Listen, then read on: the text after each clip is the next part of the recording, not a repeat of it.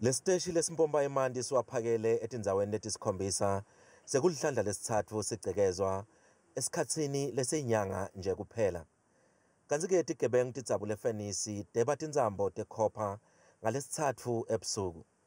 Takhamuti letifana na Reinet Makome tikhatsateke kakhulu njengoba sekufanele kutsi tente letinye taba kute titfole emanti lahlantekile.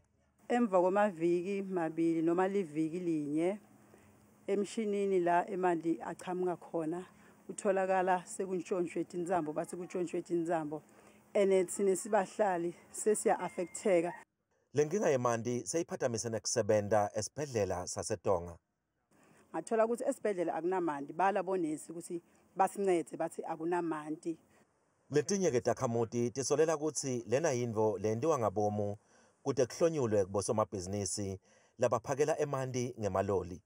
Sekugcina sekuba nema-suspicions ukuthi maybe people laba own ama-businesses ema-tankers or maybe the municipality iyendani ukuze sabotage from the municipality or what.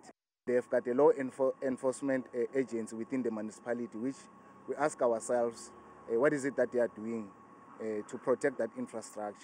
Masipala wasenkomazi uthi kutawudzingeka imali lelinganiselwa ku-80,000 wemarandi kute kulungiswe lesiteshi sekumpompa emanti.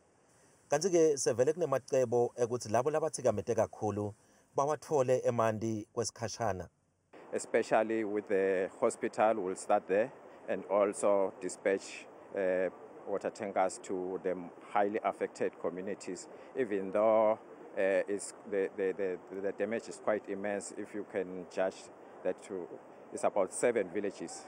Malale uthi masipala wenda konke lokusemandleni kuthi lesimo sibuyele kulesijwayelekile. Etindzabeni tetfu ku Channel 163 lotiletselwa Newsroom Africa, ngingumweli Masilela eTonga, eMpumalanga.